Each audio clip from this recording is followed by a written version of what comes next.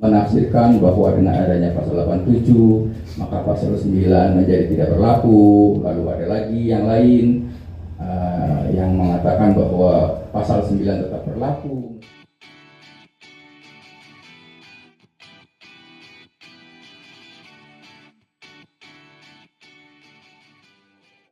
Isu yang terjadi di masyarakat, saya hanya memberikan semacam picture hukumnya itu seperti apa, kira-kira kayak gitu. Nah, saya mulai dengan problema pelaksanaan hak cipta menurut Undang-Undang Hak Cipta 2014. Ini ada serombongan pasal yang saya kutipkan di sini. Ada beberapa yang saya kasih garis tebal atau cetak tebal. Pasal-pasal ini ada di dalam Undang-Undang Hak Cipta yang kemudian orang-orang menafsirkan sendiri-sendiri isi dari pasal itu, yang celakanya tafsirannya beda-beda di antara yang satu dengan yang lain. Nah, sehingga kemudian muncul silang pendapat di ranah publik yang ya kita sudah melihat, mendengar apa yang terjadi gitu. Nah, jadi saya menganggap bahwa persoalannya ini mungkin adalah karena rumusan-rumusan pasal itu seperti apa yang ada di dalam Undang-Undang Hak Cipta, gitu ya. Nah, karena waktunya terbatas sekali, saya tidak akan menjelaskan satu persatu, tapi saya tidak tahu apakah panitia akan membagikan ini atau tidak, saya tidak tahu. Tapi yang jelas saya sudah menyampaikan tulisan, ya. Kebiasaan saya gitu, kalau mau menyampaikan sesuatu ya tulis saja. Nah, berikutnya masih tentang problem itu juga terjadi ketika ada pasal-pasal yang seolah-olah, kalau seolah berarti enggak ya, tapi seolah-olah saling menegasikan, seolah-olah saling bertentangan. Sebenarnya tidak kalau kita membacanya dengan teliti dan didasarkan pada pemahaman terutama prinsip-prinsip hukum yang ada, ya. Tapi apa boleh buat, perbedaan tafsir dan opini sudah terjadi di masyarakat, dan itu semua yang berbeda pendapat itu semua dasarnya sama, yaitu pasal undang-undang. Jadi kan bingung tuh sebenarnya siapa yang benar.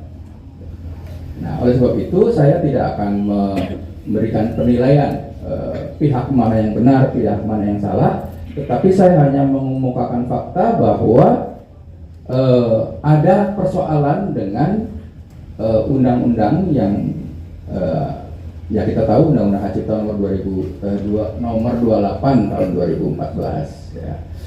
Nah, kalau ada yang mau diskusi secara lebih intens, mungkin tidak sekarang karena sekarang waktunya sangat terbatas, tetapi saya hanya mengemukakan bahwa ada problem dalam Undang-Undang Hak Cipta itu. Berikut, nah saya dari pemaparan ini lanjut. Dari pemaparan ini saya langsung saja jump in gitu, terjun ke peran dan tanggung jawab LMK, karena ini memang yang menurut saya menjadi pusat dari diskusi atau perdebatan yang muncul sekarang ini. Kalau kita baca di dalam undang-undang itu jelas bahwa LMK adalah institusi yang berbentuk badan hukum nirlaba yang diberi kuasa oleh pencipta atau pemegang hak cipta dan atau pemilik hak terkait guna mengelola hak ekonomi dalam bentuk apa? Dalam bentuk menghimpun dan mendistribusikan royalti. Ini bunyi pasal 1/22. Nah, saya sengaja mencetak tebal beberapa hal yang cukup penting untuk kita berikan perhatian ya, bahwa LMK itu badan hukum nirlaba, artinya dia bukan perusahaan. Sebab kalau perusahaan itu laba tujuannya, sedangkan LMK bukan. Untuk apa badan hukum ini diadakan? Itu ditegaskan di dalam pasal yang sama, untuk membantu para pencipta memperoleh hak-haknya. Caranya bagaimana? Caranya pencipta memberikan kuasa kepada LMK itu. Karena kalau misalnya pencipta itu melakukannya sendiri, wah betapa hiruk pikuknya. Karena kita tahu pencipta di Indonesia itu banyak sekali, tak terhitung. Jadi kalau semuanya melakukan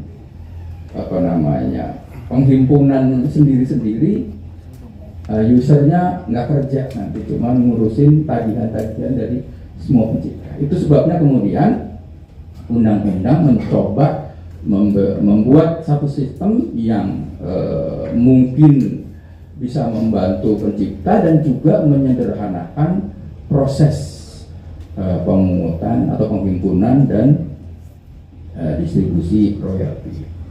Nah, karena Undang-Undang Hak Cipta jelas menegaskan dengan cara memberi kuasa, maka saya melihat sistem dari KUH Perdata khususnya yang menyangkut tentang pemberian kuasa itu apa sebenarnya. Nah, saya mengutip salah satu saja pasal yang penting yang ada kaitannya dengan tugas dan kinerja LMK, yaitu si kuasa, dalam hal ini adalah LMK, diwajibkan memberikan laporan tentang apa yang telah diperbuatnya dan memberikan perhitungan kepada si pemberi kuasa tentang segala apa yang diterimanya berdasarkan kuasanya. Itu ada di Undang-Undang Hukum Perdata, Kitab Undang-Undang Hukum Perdata. Jadi itu adalah basis yang harus dipahami tentang mekanisme cara bagaimana LMK itu bekerja untuk membantu kepentingan-kepentingan pencipta. Nah, lanjut. Ini berikutnya. Nah, ini adalah apa yang kita dengar sekarang ini. Ya. Jadi ada pihak yang menafsirkan bahwa dengan adanya pasal 87 maka pasal 9 menjadi tidak berlaku. Lalu ada lagi yang lain yang mengatakan bahwa pasal 9 tetap berlaku meski ada pasal 87. Lalu ada pula tafsir dan opini yang mengatakan bahwa dengan adanya pasal 87 maka pencipta tidak lagi memiliki hak untuk melarang orang lain menggunakan ciptaannya. Nah, sementara ada tafsir yang lain lagi mengatakan bahwa meskipun ada pasal 87 tetapi tidak menghilangkan hak pencipta untuk melarang pihak lain menggunakan ciptaan dan seterusnya. Ya. Ada lagi yang menggunakan dalil pasal 23 yang mengeliminasi hak pencipta asalkan pengguna membayar royalti kepada LMK. Nah, ini saya tidak membahas satu persatu kontroversi ini, tapi saya hanya ingin mengemukakan bahwa ini fakta yang terjadi. Ini peristiwa yang terjadi di sekeliling kita, ya, yang mestinya kita bertanya, kok bisa begitu ya? Undang-undangnya satu, tapi kok peristiwanya bisa seperti itu? Nah, saya sebagai akademisi melihat bahwa kalau ada undang-undang seperti itu, maka saya harus kembali kepada teori. Ada teori dalam ilmu perundang-undangan yang menyatakan bahwa undang-undang yang baik adalah undang-undang yang di dalam implementasinya tidak menimbulkan tafsir yang berbeda-beda berdasarkan teks undang-undang itu sendiri. Nah, gitu ya. Jadi undang-undangnya sama, pasalnya sama, bunyinya sama, bacanya sama, tapi yang muncul tafsir yang beda-beda. Itu yang terjadi. Nah, kalau ini mungkin Mas Agung juga pernah saya kasih buku tentang proses penyusunan perundang-undangan. Itu ada namanya sistem ROCKIP, Rule, Opportunity, Capacity, Communication, Interest, Process, and Ideology. Nah, ini sistem yang mestinya diterapkan dalam proses pembentukan undang-undang. Nah, salah satunya adalah rule. Nah, rule inilah yang mesti diperhatikan oleh para drafter dan pembentuk undang-undang agar supaya dalam implementasinya nanti tidak menimbulkan perbedaan-perbedaan, karena membuka kemungkinan adanya tafsir yang berbeda-beda. Nah, saya tidak membahas ini sebagai kasus, tetapi saya hanya ingin menyampaikan bahwa inilah yang terjadi, bahwa ada penafsiran-penafsiran yang berbeda terhadap undang-undang. Nah, lanjut. Nah, untuk bisa memahami kisruh ini dan kemudian untuk bisa memahami adanya pasal-pasal yang bisa dibaca oleh siapa saja, begitu, saya ingin mengingatkan saja adanya beberapa prinsip yang harus diperhatikan. Yang pertama, ya, esensi hak cipta itu sebagai hak yang lahir bukan karena pemberian undang-undang, melainkan hak asasi untuk memiliki hak menggunakan karyanya sendiri, dan oleh karenanya tidak boleh dieliminasi oleh undang-undang. Ini ada teorinya, itu orang Inggris sana sih ya, John Locke. Katanya hasil kerja seseorang itu adalah miliknya. Nah, pemerintah atau negara itu harus melindungi hak milik seseorang atau warga.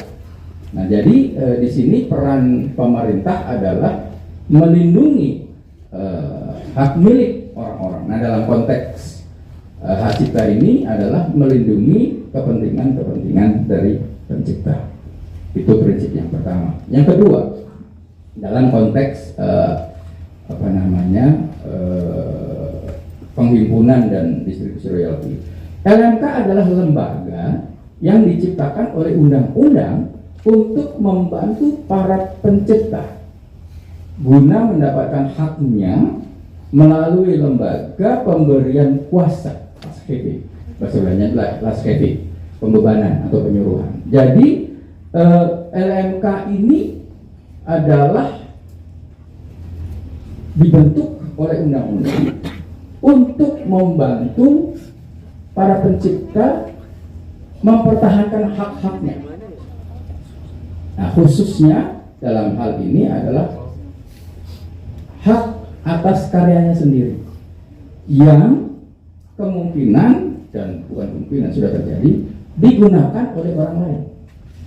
Nah, bagaimana caranya mempertahankan haknya? Itulah kemudian undang-undang menciptakan satu lembaga, namanya lembaga manajemen kolektif. Lembaga ini ada di seluruh dunia. Ya, lembaga ini ada di seluruh dunia. Jadi bukan hanya di Indonesia. Tapi bentuknya memang macam-macam. Berikutnya, LMK adalah lembaga privat untuk membantu para pencipta menegakkan hak-hak perdataannya, khususnya hak pencipta, yaitu saya gabung tadi. Berikutnya, sistem pengelolaan hak perdata. Nah, ini sepatutnya diatur sendiri antara pemberi kuasa atau pencipta dan penerima kuasa. Nah, ini yang kemudian di dunia ini mungkin Mas Chandra nanti bisa membantu menjelaskan karena pengalamannya. Ada CISEC, ada JASRAC dan sebagainya, semuanya punya aturan di internal, aturan di dalam yang diberlakukan dalam konteks ini. Maka yang dalam teori sosiologi ada teori yang namanya autonomous social field. Artinya di dalam lingkup masyarakat tertentu memang ada aturan-aturan yang dibentuk oleh masyarakat itu sendiri. Ya, jadi bukan orang lain yang membentuknya, tetapi internal dari kelompok society atau masyarakat yang bersangkutan. Ini prinsip dasarnya. Nah, dengan demikian maka aturan-aturan yang terkait dengan penghimpunan, distribusi dan sebagainya itu